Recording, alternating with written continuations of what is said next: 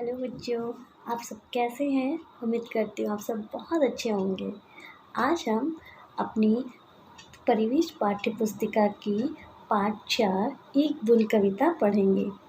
इस कविता के कवि है अयोध्या सिंह उपाध्याय हरिऔध जी। कविता प्रारंभ करने से पहले मैं आज आपको कवि के बारे में कुछ बताना चाहूँगी। सबसे पहले आप यह जानें कि जो अयोध्या सिंह उपाध्याय हरिऔध जी थे, उन्होंने अपने जीवन में ढेर सारी कविताएं लिखी, जिनमें उन्होंने अपने अनुभव से रहित और प्रकृति के प्रति बहुत उनकी आस्था थी, यानी कि वो बहुत प्रेम करते थे। इसीलिए उन्होंने अपनी कविताओं में प्रकृति और अपने अनुभव रहित कविताएं ढेर सारी लिखी है। तो कविता कुछ इस तरह है। जयो निकलकर बादलों की गोद से, थी अभी कुछ एक बूंद आगे बढ़ी, सोचने जी में फिर यही लगी, आह घर छोड़कर क्यों मैं यूं खड़ी। देव मेरे भाग्य में है क्या बता, मैं बचूंगी या मिलूंगी किसी धूल में, या जलूंगी गिर किसी अंगारे में, चूप पड़ूंगी या कमल के किसी फूल में। बह गई उस काल एक ऐसी हवा, वह समुंदर आई अनमनी, एक सुंदर सीप का मुंह था खुला, और जा पड़ी मोती बनी।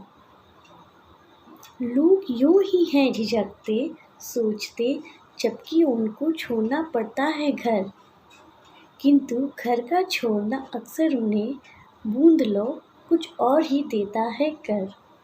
इस सुंदर लाइन की कविता में इसकी बहुत ही सुंदर अर्थ है।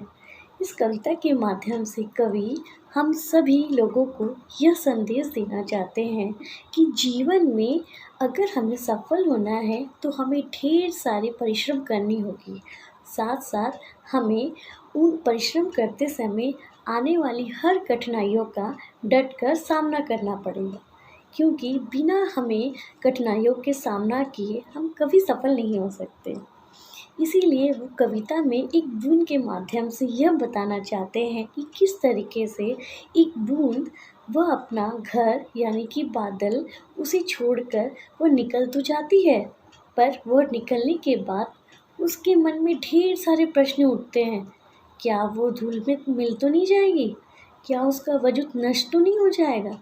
उसके साथ क्या होगा? ढेर सारे प्रश्न उठती है और वो घबरा भी जाती है, परंतु फिर भी वो वापस नहीं जाती है और अंत में वो एक सुंदर से सीप के मुंह में जा गिरती है और क्या बन जाती है? एक सुंदर सा मोती बन जाती है। ठीक इसी तरह हम मनुष्य के भी जीवन में हम जब भी कुछ नया कार्य करने की सोचते हैं तो हमारे अंदर हमारे अंतरात्मा में ढेर सारे प्रश्न उठते हैं। क्या हम इसे कर पाएंगे? पता नहीं कितनी सारी कठिनाइयाँ आएगी, हम इन सब का फासला कर पाएंगे? हमसे ये सारी चीज़ें हो पाएगी?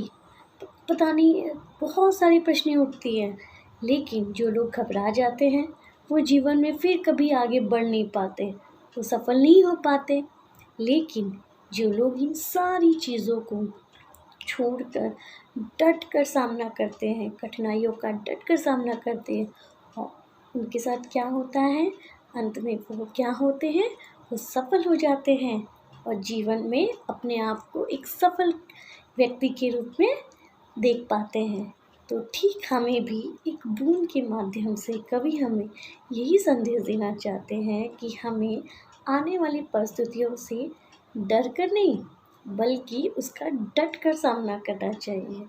अतः आप सब भी इसी तरह से बूंद की तरह एक अपने अंदर आत्मविश्वास की भावना और जीवन में डट कर आगे बढ़ने की भावना को अपने अंदर क्या करें? जगाएं। अतः मैं उम्मीद करूँगी कि आप सबको ये कविता बहुत अच्छी लगी होगी। पढ़ने के बाद आप सब भी एक बूंद की तरह आत्मविश्वासी और धैर्यता के साथ आगे बढ़े जीवन में। धन्यवाद।